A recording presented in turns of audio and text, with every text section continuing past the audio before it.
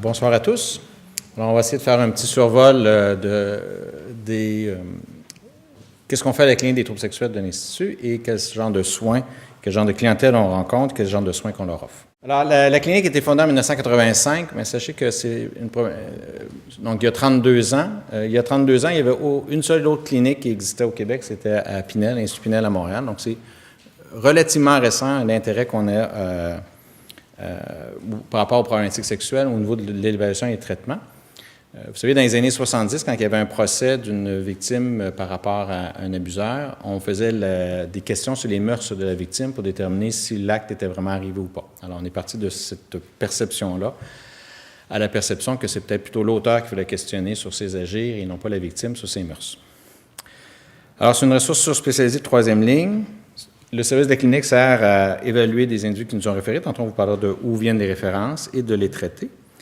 La clientèle doit avoir plus de 18 ans, ne doit pas avoir d'atteinte cognitive ou de déficience intellectuelle, ne doit pas avoir une problématique psychiatrique active qui nécessite des soins comme une schizophrénie qui serait active. On ne pourrait pas le traiter à ce moment-là, ça serait nullement efficace.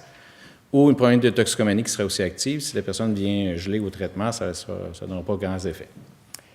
Alors, l'équipe est composée de moi comme psychiatre, mais il y a 6 sexologues, il y a 2 psychologues avec nous, 3, excusez-moi, puis il y a une travailleuse sociale qui forme l'équipe.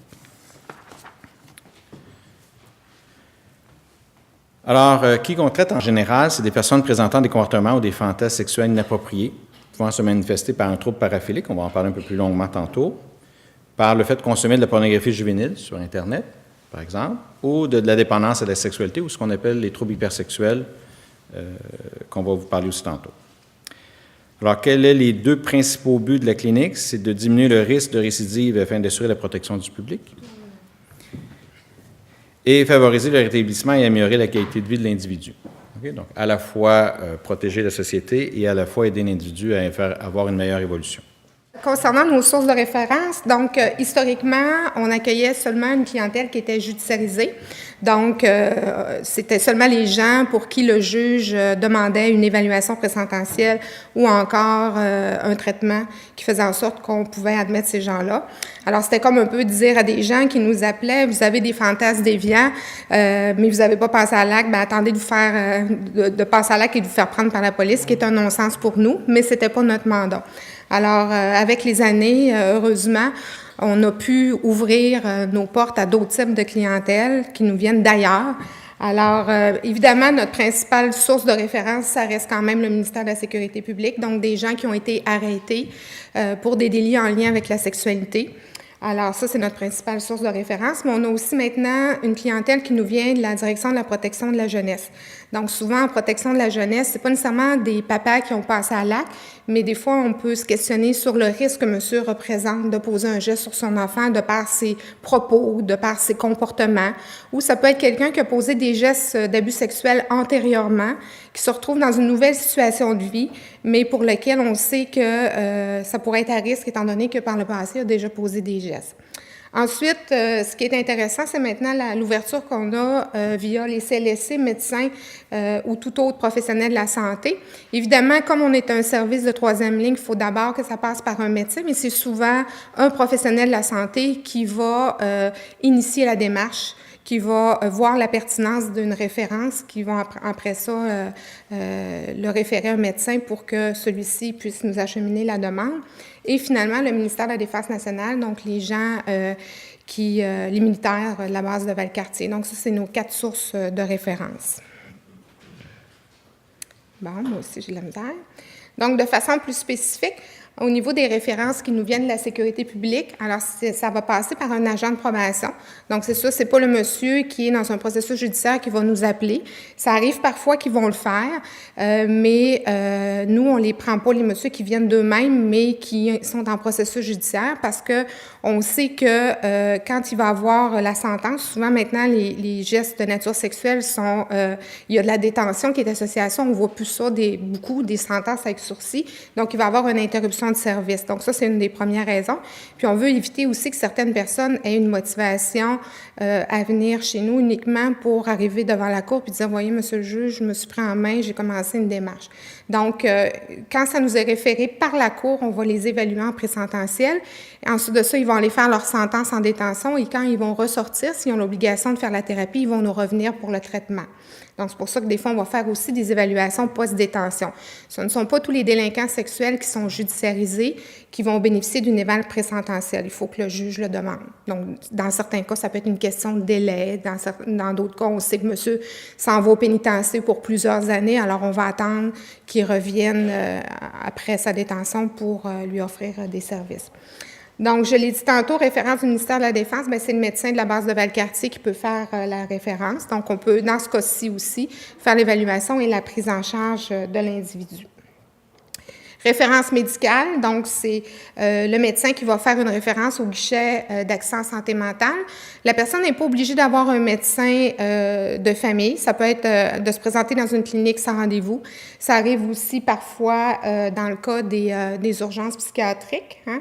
Donc là, c'est entre collègues que vous allez vous faire une référence. Donc là aussi, on peut voir après s'il y a lieu de faire une prise en charge.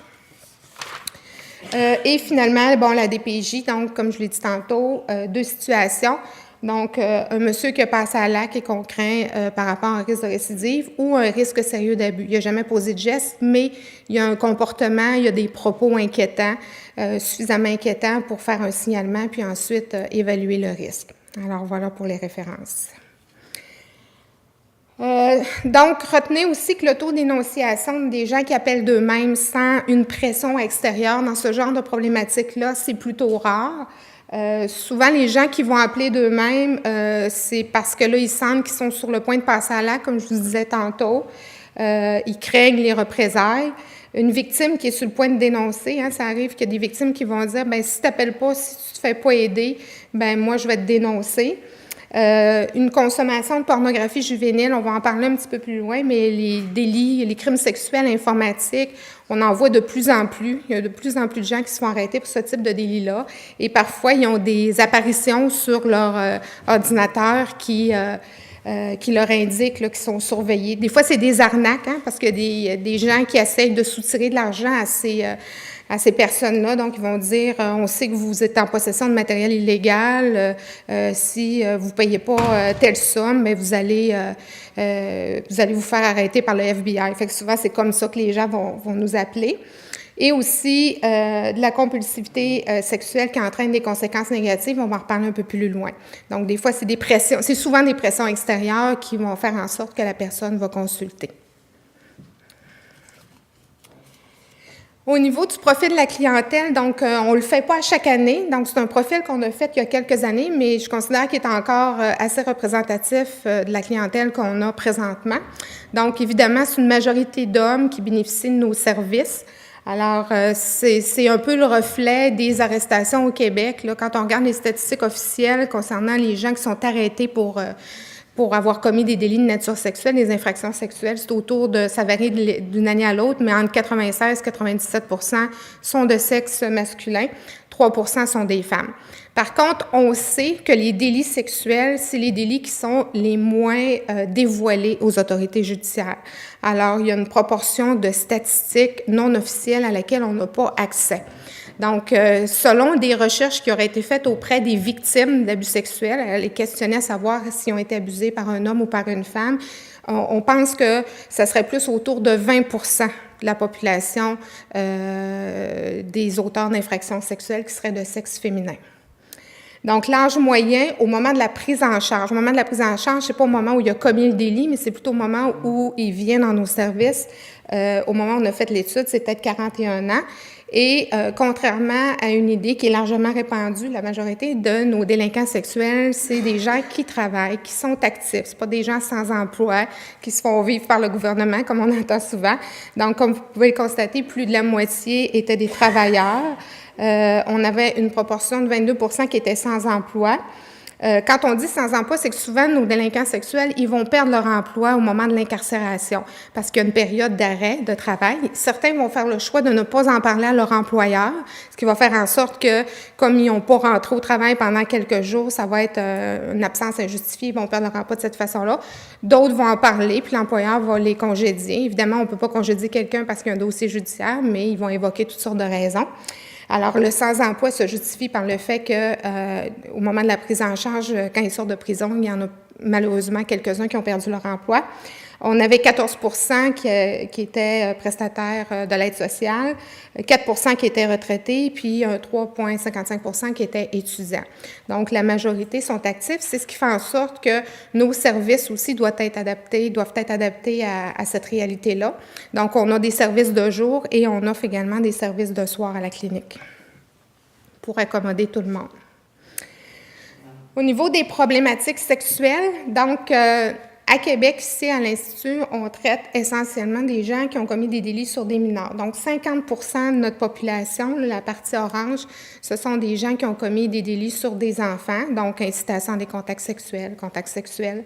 On a 4 que c'est des agresseurs de femmes adultes, 17 concernant des délits liés à la pornographie juvénile. Et là, comme je vous dis, ça fait quelques années qu'on a fait cette recherche-là. Si on la refaisait, peut-être on prenait une photo aujourd'hui, d'après moi, le pourcentage serait un petit peu plus élevé concernant les consommateurs de pornographie juvénile.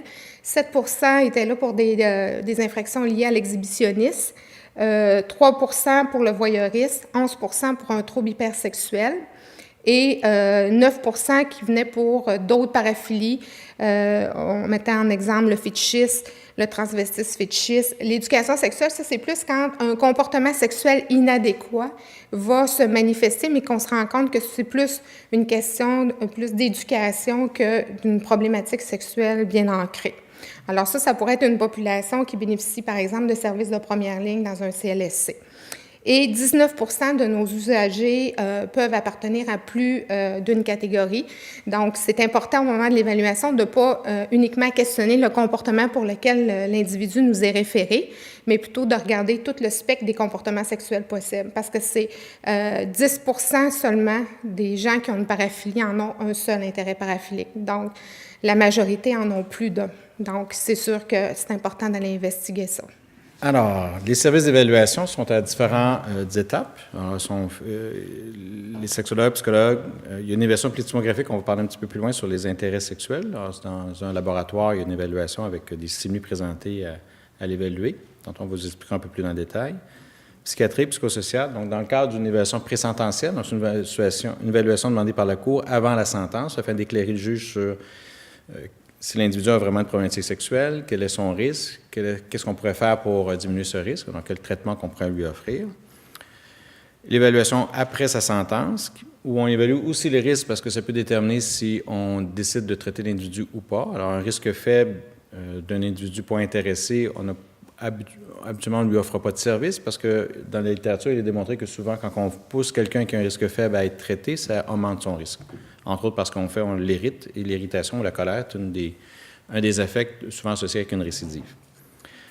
Et l'évaluation des personnes non judiciarisées qu'on vous a parlé tantôt. Alors, les problématiques qu'on évalue, la paraphilie. Paraphilie, ça veut dire aimer à côté. Hein, donc, c'est aimer quelque chose qui ne peut consentir ou qui n'a pas consenti, alors, comme un objet pour pas consentir ou qui n'a pas consenti comme un enfant.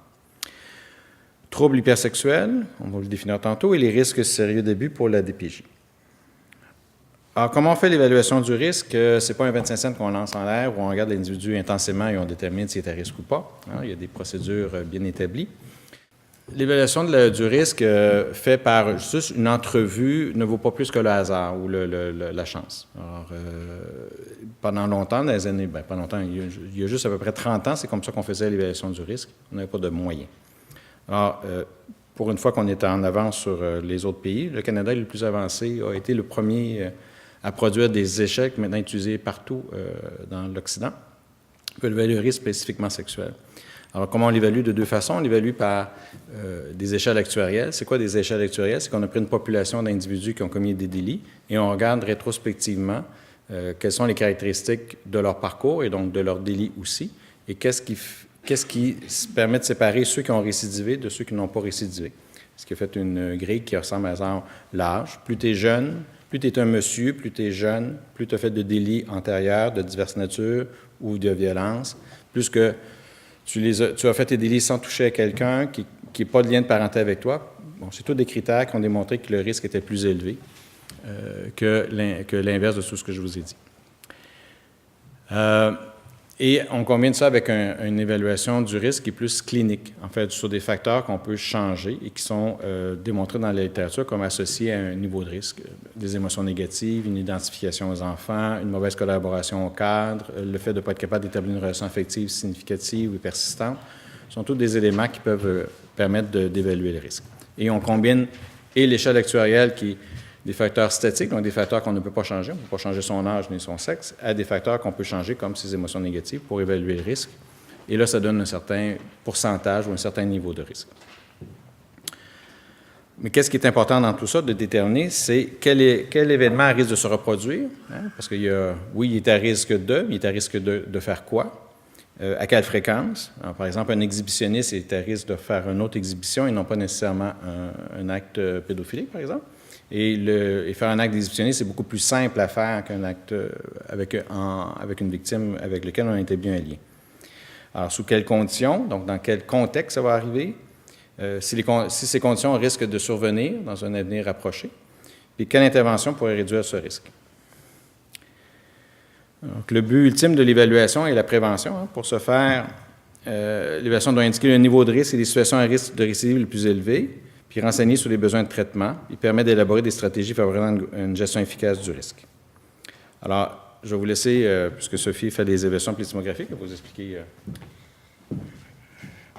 Donc, tantôt, on a parlé que dans le processus évaluatif, il y avait différentes formes d'évaluation, l'évaluation sexologique, psychologique, psychiatrique, psychosociale et l'évaluation phallométrique ou l'évaluation par la plethysmographie pénienne. Donc, l'évaluation par la plethysmographie pénienne, c'est une technique qui a été développée il y a plusieurs années. Ça a commencé dans les années 50 et on a commencé à l'appliquer aux délinquants sexuels plus à partir des années 70, qui permet d'évaluer les préférences sexuelles d'un individu. Donc, c'est vraiment la mesure la plus objective des préférences sexuelles de quelqu'un. On est chanceux ici à Québec, on a le laboratoire de phallométrie, laboratoire qui n'est pas beaucoup disponible ailleurs au Québec. Il y a à Montréal, à Pinel qui en a un, et un centre de traitement dans le coin de Saint-Jérôme. Donc, il n'y a pas beaucoup de ressources au Québec qui offrent ce genre d'évaluation-là. Alors, le but de l'évaluation phallométrique, c'est de mesurer les réponses péniennes du client. Donc, la meilleure façon de savoir ce qui excite un individu, c'est via l'érection. Lors de la présentation de différents stimuli. Donc, tout dépendant de l'intérêt de la personne, selon les délits présentés. Donc, on a 2 catégories de bandes sonores. Une catégorie impliquant des activités sexuelles avec des enfants prépubères et on a une catégorie impliquant l'agression sexuelle de femmes adultes. Donc, c'est des courtes scènes qu'ils vont entendre, des scénarios auditifs dans lesquels ils vont s'imaginer être celui qui est décrit dans le scénario. Et à partir des réactions péniennes, on va être en mesure d'évaluer si monsieur présente un intérêt sexuel pour ce type de situation-là qui est décrit. Donc, ça peut être intéressant parce que parfois, les individus ont de la difficulté à reconnaître leurs intérêts sexuels verbalement, mais quand ils arrivent dans le laboratoire puis ils vont réagir, bien, pour nous, après, c'est plus facile d'avoir du matériel pour les amener à se dévoiler par rapport à leurs problématiques sexuelles. Donc, voilà pour la phallométrie. Alors, il y en a certains qui confondent cette évaluation-là avec un détecteur de mensonges. Alors, quand ils arrivent et on ouvre la porte, bien, là, l'aveu arrive à ce moment-là, étant sûr que leur pénis va les tromper ou va les trahir. Hein? Donc, des fois, donc, moi, je trouve, parce que c'est pas moi qui fais les évaluations, mais je trouve que le contexte de l'évaluation est des fois beaucoup plus payant que le résultat de l'évaluation lui-même. Hein? Ça confronte l'individu, puis des fois... Et vous savez, même, on a des résultats assez amusants parfois. On a des individus qui augmentent leur intérêt déviant, hein, qui prétendent que leur érection était plus importante que qu'est-ce qu'on enregistre. Ils surestiment. Alors, il faut donc se questionner pourquoi ils ont besoin de surestimer. Alors, c'est souvent des gens qui recherchent une prise en charge, même en se faisant passer par le plus immonde d'un individu, mais ils cherchent tellement la prise en charge qu'ils sont prêts même à augmenter quelque chose que tous vont plutôt chercher à réduire ou à dire qu'il ne s'est rien passé. Juste dire, soit dit en passant, la phallométrie, c'est un peu comme le détecteur de mensonges. On ne peut pas l'utiliser à la cour pour prouver ou réfuter que quelqu'un a commis les gestes dont on l'accuse. Donc, par exemple, si on a un monsieur qui est négateur et qu'on a des résultats significatifs pour, par exemple, les intérêts pédophiliques, on ne peut pas dire, ben voilà, ce monsieur-là a commis le délit. Par contre, ça s'inscrit dans le processus global de l'évaluation. On ne peut pas non plus faire qu'une phallométrie. Donc, quand on fait une plethysmographie pénienne, je dis phallométrie, c'est l'anglicisme parce que c'est plus facile, c'est moins long. Mais quand on fait ça, il faut combiner ça avec une autre évaluation. Et on n'est jamais les premiers. Quand je fais des évaluations pléthymographiques, je ne suis jamais la première personne à rencontrer l'individu.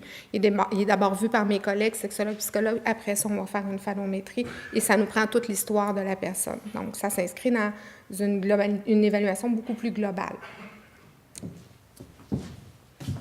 On va garder votre question. OK. Et ce n'est pas fait à ciel ouvert non plus. Hein, il y a une confidentialité par rapport à la procédure pour que l'individu se sente relativement à l'aise. Et quand on lui présente des trames sonores, on lui demande de les répéter pour éviter qu'il pense à d'autres choses pendant qu'on lui présente. Alors, il y a des stratégies aussi pour éviter que l'évaluation ne donne pas grand-chose. Oui? C'est bon? Non? Oui, oh. OK. Alors, historiquement, au début, la clinique offrait un one size fits all. On offrait un service assez commun à tous, un tronc commun que tout le monde suivait. Il y avait 3 groupes animés par 3 animateurs. C'était les 3 thérapeutes initiaux de la clinique. Alors, chacun travaillait un peu en silo, vu le volume. Il y avait à peu près 120 admissions par année à la clinique. Et il offrait un service un peu généralisé. Moi, j'appelais ça la thérapie individuelle en groupe. En fait, il faisait sa thérapie, mais à travers ses collègues. Ils étaient entre 16 et 20 ensemble et ça s'étirait sur 2 ans. Alors, de ça, on est passé à toutes sortes d'étapes. Et maintenant, on a des groupes plus ciblés. C'est-à-dire, on a 4 groupes différents. On a des groupes pour les gens qui sont des consommateurs de pornographie juvénile, parce qu'on s'est aperçu avec le temps et avec les études que cette clientèle-là est différente de les autres clientèles. Ils n'ont pas les mêmes facteurs de risque, ils n'ont pas le même niveau de risque. Donc, ils n'ont pas le même rapport à leur sexualité. Donc, il faut les faire intervenir de façon plus spécifique avec eux. Juste, par exemple, leur rapport avec l'ordinateur, comment ils interagissent avec l'ordinateur, comment l'ordinateur devient presque leur meilleur ami. Hein, c'est presque leur réseau social. Alors, il fallait travailler sur cet aspect-là plus spécifiquement. Vous avez les hypersexuels qui ont aussi une autre forme de problématique. Hein, c'est beaucoup plus le surinvestissement dans la sexualité de tous les jours que par rapport à des comportements inappropriés envers l'entourage.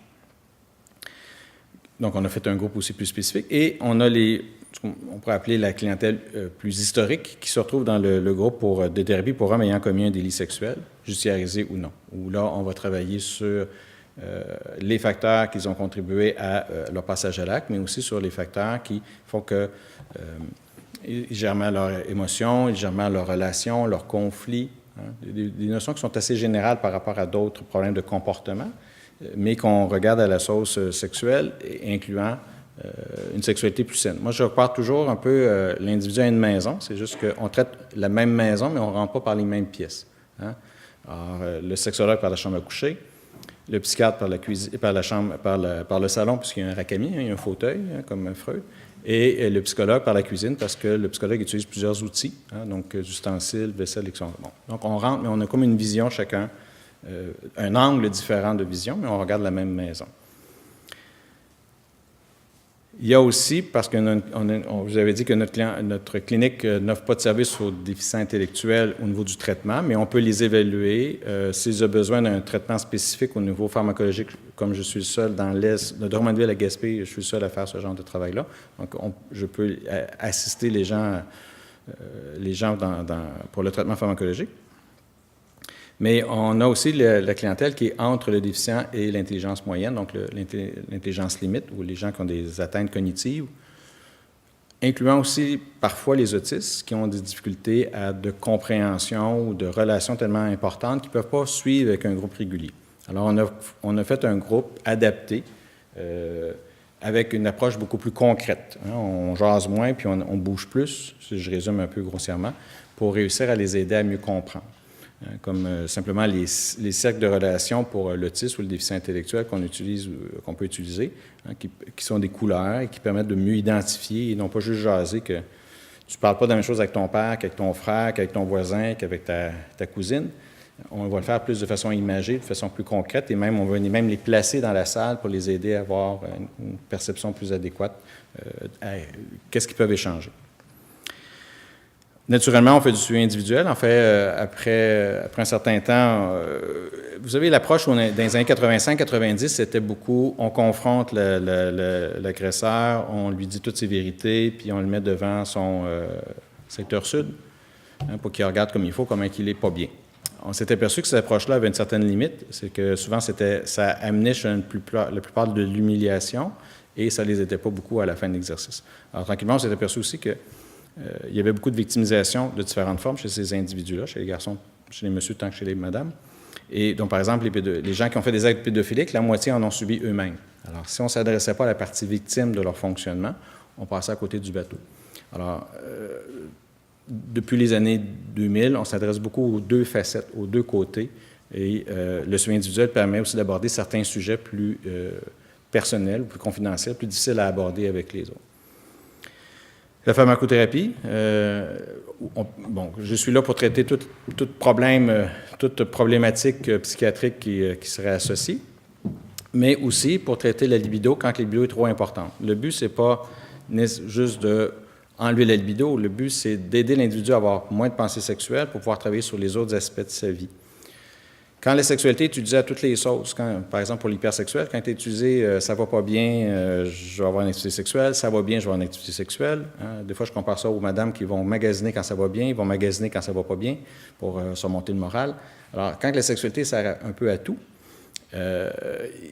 c'est pas possible de faire un traitement efficace avec ces personnes-là, ils sont toujours trop préoccupés. Alors, si on baisse leur libido, on devrait être capable de les amener à penser à autre chose. Et donc, si elles pensent à autre chose, à travailler les autres secteurs de leur vie puis trouver des stratégies autres pour répondre à leurs besoins qui sont non sexuels, qui, avant, ils les utilisaient la sexualité pour y répondre. Donc, il y a des hormones qu'on peut donner, des hormones féminines, Provera, progestérone, de la progestérone. En fait, on fait les traitements soit en compétition avec la testostérone, soit en disant au cerveau, ce monsieur-là a plein de testostérone, tu peux besoin d'en produire. Peut-être vous allez me poser la question, est-ce que l'approche chirurgicale est une bonne façon? Elle n'est pas plus efficace que l'approche pharmacologique. Elle est surtout plus invasive.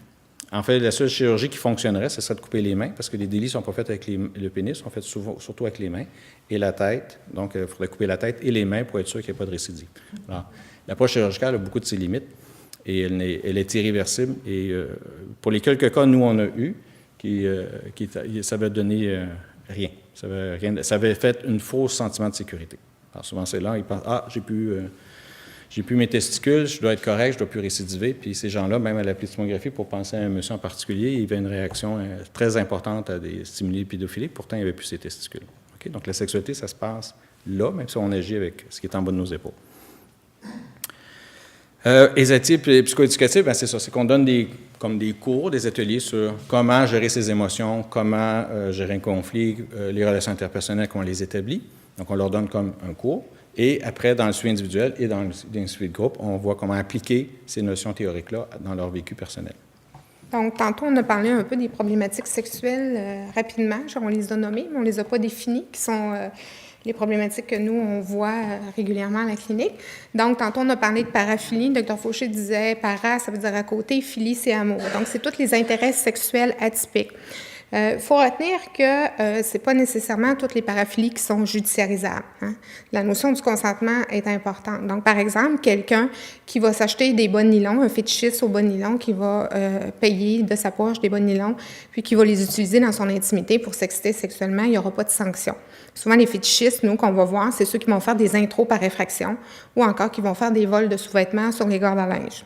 Vous voyez un peu le genre. Mais il ne sera pas accusé de fétichiste ou criminel. Il va être accusé d'intro par effraction, de vol simple, par exemple. Alors, c'est un comportement sexuel qui est différent ou qui est atypique, qui est hors norme. C'est surtout aussi un intérêt sexuel intense et persistant. On sait que la paraphilie, souvent, ça va prendre l'ampleur en fréquence et en sévérité avec le temps. Donc, par exemple, il n'est pas rare que des couples qui vont aller en thérapie, madame va dire, moi, au début, je trouvais ça drôle. Tu sais, de temps en temps, pour mettre du piquant dans notre vie sexuelle, mon mari me demandait soit de porter mes vêtements ou encore me demandait de porter des talons hauts. Mais là, c'est rendu qu'il en a toujours besoin, puis sinon, il baboune, puis il veut pas avoir de sexualité si on ne crée pas le setup.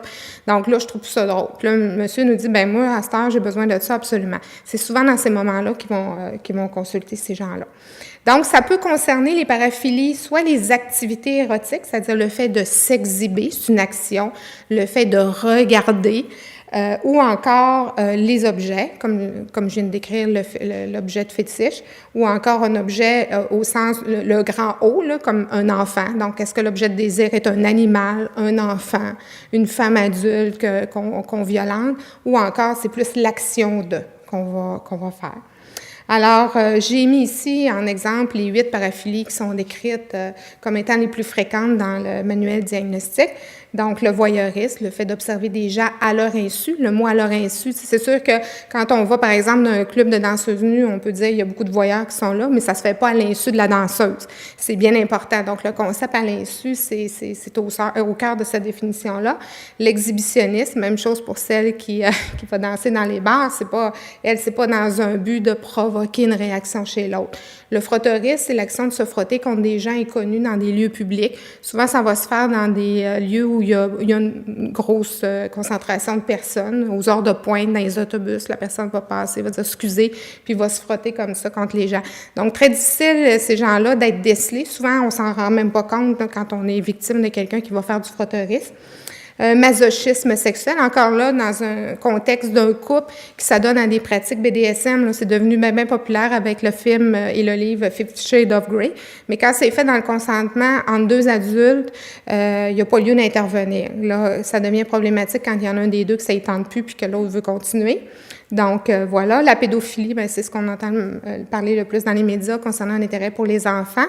Le fétichisme, j'en ai parlé tantôt, et le travestisme, c'est le fait de porter des vêtements féminins. Donc, c'est une paraphilie qui est plutôt plus masculine, il n'y a pas de femme, là. Donc, travestisme, c'est le fait vraiment pour un homme de porter des vêtements féminins dans un but d'excitation sexuelle. Donc, c'est bien différent de ceux qui ont un trouble d'identité sexuelle et qui vont porter des vêtements qui correspondent à ce qu'ils ont l'impression d'être dans leur identité de genre. Donc, nous, on va intervenir quand la paraphilie va devenir un trouble. OK? Donc, quand il y a une détresse, une altération du fonctionnement, quand ça entraîne aussi des conséquences pour d'autres personnes, comme la pédophilie, par exemple, c'est là qu'on va intervenir. La pornographie juvénile, il n'y a pas de définition clinique. Je vous ai simplifié une définition du code criminel. Donc, on en entend beaucoup parler de ce temps-ci. Donc, ça peut être à peu près n'importe quoi. Donc, des photos, des films, des vidéos, des écrits de nature pédophilique d'une personne de moins de 18 ans ou présentée comme telle. Ce que ça veut dire, c'est que présentée comme telle, c'est que ça peut être une actrice qui a 18 ans, mais qu'on va l'habiller, qu'on va lui mettre des lulus, l'habiller en écolière pour faire en sorte qu'elle ait l'air d'une fille de 14 ans. Et se livrer à une activité sexuelle explicite ou encore dont la caractéristique dominante de la photo, par exemple, c'est la représentation dans un but sexuel d'organes sexuels ou de la région anale. Donc, ça, c'est la définition de la pornographie juvénile. Alors, c'est quoi les accusations possibles qu'on peut avoir au criminel? Bien, accéder à de la pornographie juvénile, posséder dans son ordinateur de la pornographie juvénile, distribuer. Donc, le fait d'échanger de la pornographie juvénile avec quelqu'un d'autre, tu peux être accusé de distribution. Puis, production, bien, c'est de faire. Donc, il peut avoir un abus sexuel d'un enfant derrière ça. Donc, un individu qui va agresser, par exemple, un père incestueux qui va agresser son enfant, qui va se filmer pendant qu'il va faire le geste, puis qu'après ça, il va mettre ça en ligne pour pouvoir monnayer, échanger de la pornographie juvénile. Donc, ça, on peut voir ça aussi. Puis là, aujourd'hui, bien là, je pense que vous avez vu ce qui se passe dans les médias. Donc, on entend toutes sortes d'histoires à l'école séminaire des Pères Maristes où des jeunes ont reçu une photo d'une jeune fille qui était dénudée et ont transmis ça à des amis, donc, qui ont été accusés de distribution de pornographie juvénile parce que les jeunes filles étaient des mineurs. Donc, il faut beaucoup sensibiliser nos adolescents à l'utilisation, justement, des réseaux sociaux pour éviter ce genre de situation-là. Le trouble hypersexuel, qui est la dernière clientèle là, qui s'est greffée à nos services. Donc, quand on parle d'un trouble hypersexuel, là, on n'est plus de l'ordre de la paraphilie. Okay? Donc, ces gens-là ne sont pas traités dans les groupes de délinquants sexuels, comme on a vu tantôt. Alors, c'est un comportement sexuel qui devient incontrôlable pour l'individu. Ça se compare un peu à une dépendance aux substances. Donc, souvent, les symptômes sont rapportés un peu de la même façon. C'est envahissant, je pense constamment à ça. Ça m'amène des problèmes dans mon fonctionnement quotidien. Je peux m'absenter du travail. Donc, ça peut entraîner des conséquences dans toutes les sphères de la vie de l'individu qui en souffre. Donc, ça peut être au niveau conjugal, ça peut être au niveau financier. On a des gens qui font partie de notre groupe hypersexuels qui ont été obligés de déclarer faillite parce qu'ils investissaient beaucoup d'argent dans les services de prostituées, masseuses érotiques, danseuses nues. Donc, ils ont tout perdu à la suite de ça, ou ils ont perdu leur emploi parce qu'ils consultaient des sites de pornographie pendant les heures de travail, ou étaient constamment dans les salles de bain en train de se masturber. Donc, c'est vraiment des gens pour qui la sexualité prend beaucoup trop de place dans leur vie. Alors, ça peut se manifester de différentes façons, donc des masturbations compulsives au point où ça peut même entraîner des lésions péniennes, donc des problèmes physiques, de la consommation de pornographie adulte, le cybersexe, donc d'avoir des relations avec d'autres personnes là, sur des relations virtuelles, les dépendances au site de rencontre, la séduction compulsive, puis, comme je mettais le signe d'argent, comme je disais tantôt, la sexualité récréative. Donc, quand on parle de sexualité récréative, c'est prostituées, danseuses, masseuses érotiques, donc tous ces services-là. Je voulais vous parler, en terminant un petit peu de la stigmatisation.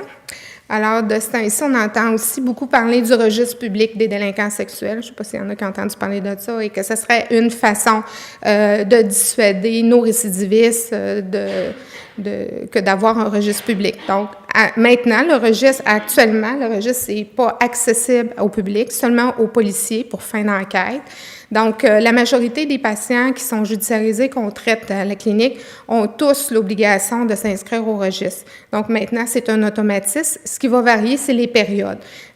Et on voit de plus en plus maintenant des périodes à perpétuité.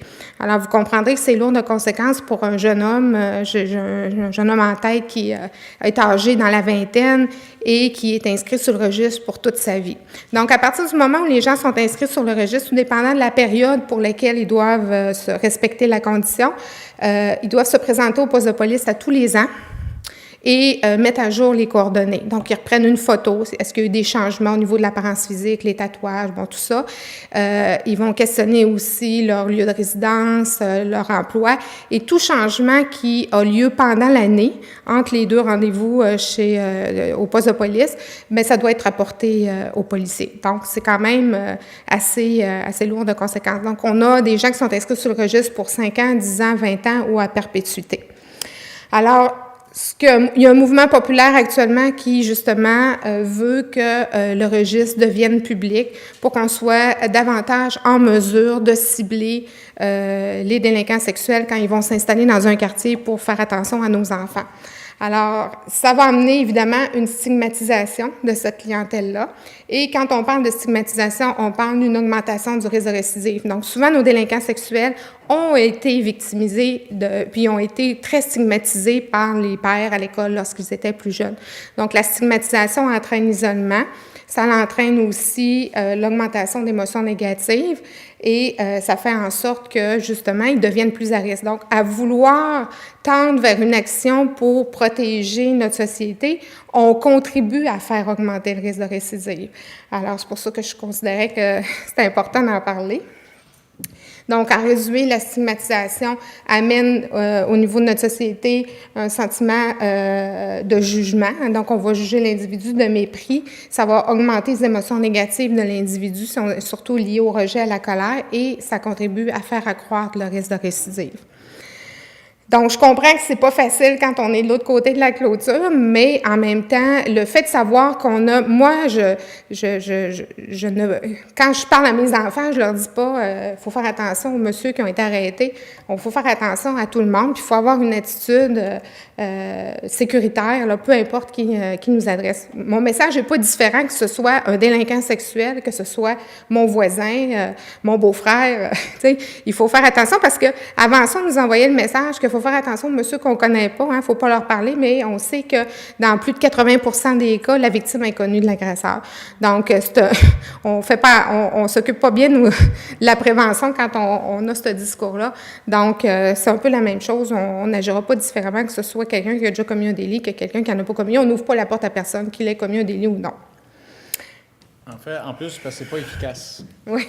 C'est de prendre le registre public ou bien d'afficher. Il y a une dame qui voudrait qu'on affiche la photo des gens qui ont des délits, qui ont fait des délits pour le quartier. C'est parce que là, il faudrait que l'enfant se souvienne de la photo, se souvienne où il reste, alors que 8 fois sur 10, il faudrait plutôt afficher sur son frigo la photo de son grand-père, de son cousin, du beau-père, du nouveau mononcle qui vient de sortir avec sa tante. Hein? C'est beaucoup plus des gens proches de lui qui le mettent à risque que le troisième voisin qui peut avoir le potentiel de. Alors, l'enfant aura des difficultés à le reconnaître. 2, va l'amener à se promener dans un sentiment d'insécurité qui n'est peut-être pas nécessaire. Et 3, que les délits viennent beaucoup plus de gens proches de lui que des gens de l'extérieur. Donc, ce qui est vraiment efficace, c'est de la prévention générale. Hein? C'est donc d'expliquer à l'enfant qu'est-ce qu'il se peut faire et ce qu'il ne peut pas faire avec un adulte. Si qu'est-ce qui ne peut pas arrive, qu'est-ce qu'il doit faire, hein? À qui il doit en parler. Ou donner des petits trucs comme moi à mes enfants. On avait quand un étranger l'approchait pour lui dire « Papa », parce que c'est un truc des gens qui agressent des enfants, papa m'a dit ou maman m'a dit qu'il fallait que je vienne te chercher, bien, il y avait un code. Il fallait que la personne qui s'intéresse à lui sache le code de convention pour vérifier si c'était vrai ou pas. Alors, c'est donc d'outiller plutôt l'enfant, peu importe le danger, et si par malheur ça arriverait, de ne pas avoir la honte de le garder pour lui, mais plutôt de le dénoncer le plus rapidement possible. Parce que vous savez, ce qui est le plus dommageable pour les victimes, on a eu à traiter des victimes pendant quelques années, et c'est pas tant l'acte lui-même, mais beaucoup plus les contextes, et surtout comment ça a été reçu, la dénonciation qu'elle a fait. Alors, souvent, nos victimes nous disaient que j'ai trouvé ça beaucoup plus difficile qu'on ne m'a pas cru que qu'est-ce qu'on m'a fait. Alors, c'est pour ça que c'est important aussi de leur dire de ne pas garder ça pour eux et de le dénoncer rapidement. Puis peut-être juste un petit mot encore par rapport à Internet. Aussi avec le leurre informatique, j'en ai pas parlé, on a parlé de la pornographie juvénile, mais le leurre informatique, ça fait partie des crimes sexuels sur Internet. Donc, ce sont des adultes qui vont approcher des enfants via différents moyens, surtout les réseaux sociaux. Hein. Et encore là, nos messages de prévention, c'est beaucoup dans le réel. Mais moi, j'inviterais les parents aussi dans le virtuel à aller. Est-ce qu'on laisserait nos enfants le soir aller se promener dans le quartier? Non. Bon, on ne devrait pas non plus les laisser toutes seules le soir quand tout le monde est couché sur les réseaux sociaux. Donc, il faut faire attention aussi à ça. Alors, en terminant, les actions pour tendre vers une déstigmatisation par rapport aux délinquants sexuels, bien, c'est sûr que pour nous, c'est important parce que plus la personne va être à l'aise, on voyait tantôt qu'en améliorant la qualité de vie, ça diminue le risque. Donc, pour nous, plus la personne est bien dans sa peau, est heureuse, moins elle est à risque de récidiver. Alors, c'est sûr que c'est important d'essayer de tendre vers cette déstigmatisation. Alors, l'accueil, hein, donc on comprend que le comportement est monstrueux, mais c'est pas des monstres. Alors, il faut les écouter, il faut les respecter. C'est souvent des gens qui n'ont pas été entendus dans leur passé et qui ont utilisé. Il faut voir le délit sexuel comme un exutoire à des difficultés personnelles. Donc, ça va pas bien dans ma vie. Puis moi, ma façon de dire que je suis mal dans ma peau, que je suis malheureux, c'est à travers la commission d'un geste comme ceux qu'on a parlé. Donc, d'essayer d'aller au-delà des gestes, bien entendu, de voir l'individu derrière ces gestes-là, puis voir le passé de l'individu, comme tantôt Dr Fauché parlait que la moitié des délinquants sexuels rapportent avoir vécu de l'abus sexuel. Bon, il y a d'autres problématiques. Plusieurs d'entre eux ont été négligés, ils ont vécu de l'ostracisme à l'école. Donc, faut pas voir ça comme une justification. Il n'y a rien qui justifie le fait de poser des gestes d'abus, mais comme une explication. Donc, c'est ça notre objectif, d'essayer de comprendre. Si on comprend le chemin par lequel on a passé pour en arriver à commettre un délit sexuel, il faut comprendre le chemin qu'on aurait pu prendre. Mais il faut d'abord comprendre par où on a passé si on ne veut pas reprendre le même chemin. Dépasser aussi ce qui est écrit dans les médias. Souvent, les cas qui sont médiatisés, il n'y a pas une journée qui se passe sans qu'on en entende parler, c'est des cas d'espèces. C'est pas les cas que nous, on voit au quotidien. C'est souvent les gars qui ont récidivé plusieurs fois, qui sont pas traitables. Parce qu'il faut se l'admettre, en délinquance sexuelle, comme dans n'importe quelle autre pathologie, c'est pas tout le monde qui est traitable. Il y a une proportion d'individus pour lesquels le traitement n'aura pas d'impact, mais c'est souvent ces cas-là qui vont intéresser les médias parce qu'ils ont fait plusieurs récidives. Bon, alors, il faut dépasser ça. Une soirée comme ce soir, donc donner de l'information et de faire de la formation, je pense que c'est ce qui va aider à déstigmatiser cette population-là. Peut-être pour terminer, en fait, c'est parce que des fois, on nous reproche de dire, bon, vous êtes trop fin avec les agresseurs, vous ne devriez pas dire toutes ces choses-là. C'est pas l'acte lui-même. Agresser quelqu'un est abominable, le faire sexuellement, il l'est tout autant. C'est juste qu'il faut savoir que les gens qui commettent ces délits-là ne sont pas tous pareils. Le journal nous laisse croire qu'ils sont tous pareils, qu'ils vont tous récidiver, qu'il n'y a rien à faire, il faut les jeter dans une prison, puis jeter la clé de la prison le plus loin possible dans la mer et oublier dans quelle mer on l'a mis. C'est un peu ça le... Il y a une très grande différence. Il y a des gens qui sont irrécupérables, ça existe, ils sont les moins nombreux, heureusement, mais ils sont irrécupérables, et il y a des sentences qui existent, comme les délinquants contrôlés, les délinquants dangereux. Alors, l'individu qui n'est pas traitable et qui a un haut risque de récidive, il y a une évaluation qui existe, il y a une procédure légale qui existe, il peut mettre donc, et un délinquant dangereux, il est incarcéré toute sa vie. Il peut être incarcéré toute sa vie. À tous les 7 ans, on revise son statut et il peut être maintenant en milieu carcéral jusqu'à son décès. Alors que le délinquant contrôlé va avoir une sentence fédérale. Ce n'est pas une sentence fédérale, c'est de plus de 2 ans. Et il peut avoir un encadrement qui, usuellement, est de 3 ans maximum. Là, il peut aller jusqu'à 10 ans. Okay? Donc, il y a des mesures légales pour encadrer ceux qu'on ne peut pas aider. Mais la majorité, on peut les aider. Il y a une grande différence entre le père incestueux et le monsieur qui se cache dans le parc pour attraper les petits garçons. Le monsieur dans le parc, dans les petits garçons, est beaucoup plus à risque et beaucoup plus préoccupant au niveau du risque que le père incestueux. Mais pourtant, quand l'acte lui-même, les deux ont fait, est inadéquat. Okay? Mais le père incestueux, son niveau de risque est beaucoup plus faible parce que son acte était fait à l'intérieur de sa famille. Ça peut arriver qu'il l'ait fait à l'extérieur, mais la majorité ne l'ont fait qu'à l'intérieur. Donc, une fois que les enfants sont grands ou une fois qu'il est retiré du milieu familial, le risque diminue de beaucoup. Alors, donc, on peut traiter ces gens-là et les aider à avoir un meilleur fonctionnement en général, alors que d'autres, on ne peut pas le faire.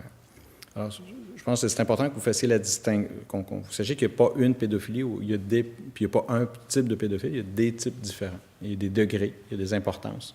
Ce qui fait que le traitement peut être modulé. Ce qui fait que pour des risques faibles, pas intéressés, on n'interviendra pas, comme je vous ai dit, s'ils ne le veulent pas parce que ça augmente le risque, mais tous les autres en haut d'un faible, on va leur imposer le traitement. Et quand ils sont irrécupérables parce que le risque est trop élevé et qu'ils ne veulent rien savoir, mais on va prendre des mesures. En fait, la meilleure combinaison, c'est et punir et traiter. Alors, quand on traite sans punir, souvent, ça nourrit la distorsion de l'individu que ce n'était pas si grave que ça, surtout pour ceux qui ont fait de la pornographie juvénile. Ils n'ont pas fait de contact direct. Hein? C'est difficile pour eux d'avoir la notion qu'ils ont nui à la société en le faisant.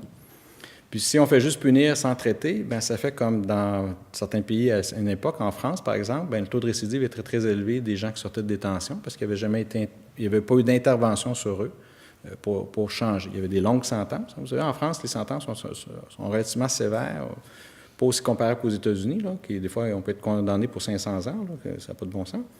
Mais en France, les sentences sont plus longues qu'au Canada pour des délits semblables, mais on ne donnait pas de traitement jusqu'au début des années 2000, on ne donnait pas de traitement. Vous savez qu'en France, un médecin qui avait une relation avec sa patiente, c'était une affaire privée. C'était pas un délit, c'était pas un manque de soins. Ça, c'était fin des années 90. Alors, vous voyez que je pense qu'il y a du chemin qui a été rattrapé.